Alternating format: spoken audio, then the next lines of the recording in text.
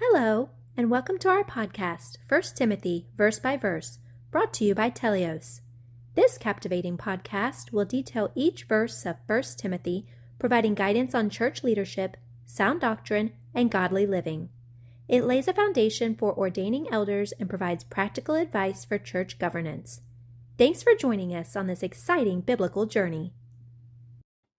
Hi, I'm William Stewart, co-founder of Telios. Welcome back to our verse-by-verse study on the book of 1 Timothy. We're in chapter 6, going through some practical issues of the church and body life and personal walk with God. Paul just got through in verse 6 saying indicating the famous verse that godliness with contentment is great gain. He expands on this in the next two verses. We'll cover 4 verses today, starting with verse 7 in the King James.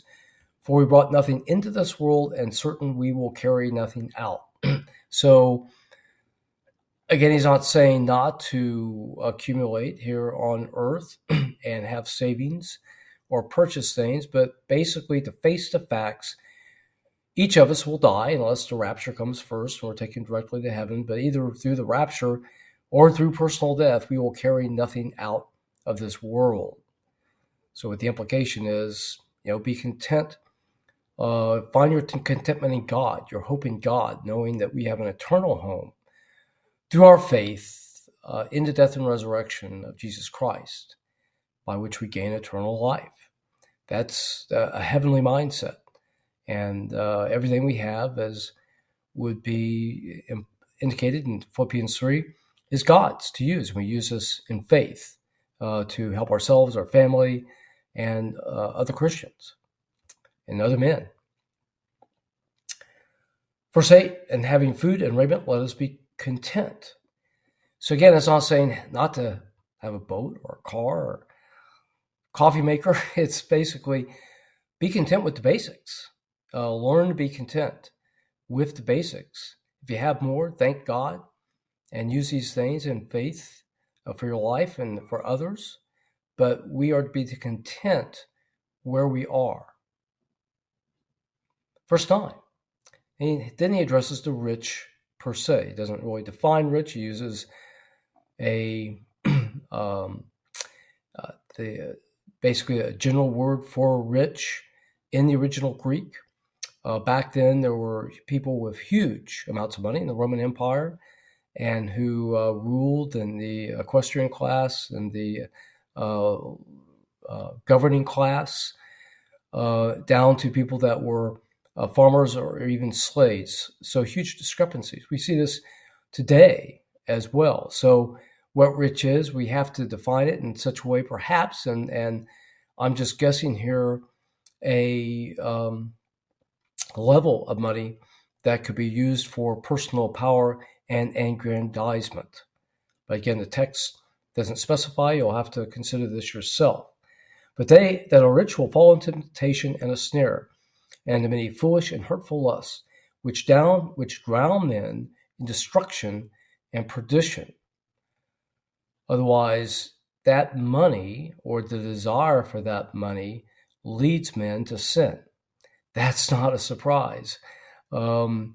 That for the power they can gain over individuals and institutions and to make themselves look good can lead to basically hell, saying, and the being separated from God for eternity, ignoring the salvation that we have by faith to come humbly to the cross.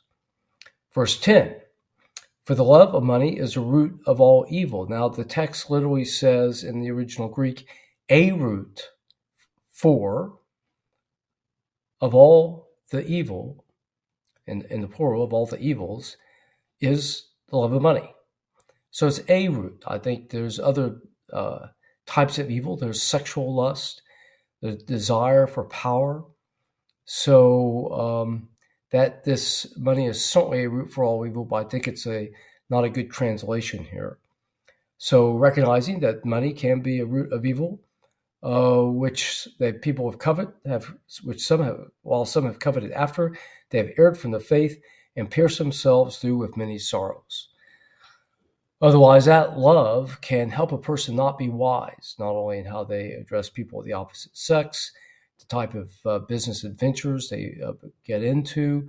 They can become arrogant or too complacent, too desirous, ignoring God, and thus wanting money, falling in with the wrong people, and being defrauded of their money, which can cause ultimately many sorrows.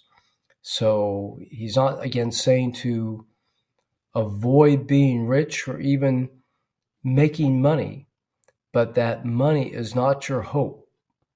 God is your hope. And a person must recognize this for however much money they have, that money is not the hope to have things or to have power in the world. Even people who are poor, who desire to have more, can fall into this, desiring those riches. So we must all be careful. Our hope is in God. Okay, good verses to summarize. We recognize that we've come into the world with nothing, we'll leave with nothing. Our hope is in God. So it's okay to be rich. It's okay to have money, but that's not our hope. And we don't follow that money around, which will lead us to error, sin, and sorrow. Okay, we'll continue on with this text and some of these themes next time. Glad you're here today. I hope you'll join me for the next upcoming video. Goodbye for now. Thanks for listening to this episode of our podcast, 1 Timothy, Verse by Verse. We hope you found the teachings both interesting and informative. Join us next week for another exciting episode. To listen to all episodes, please visit our website at teleosresearch.com.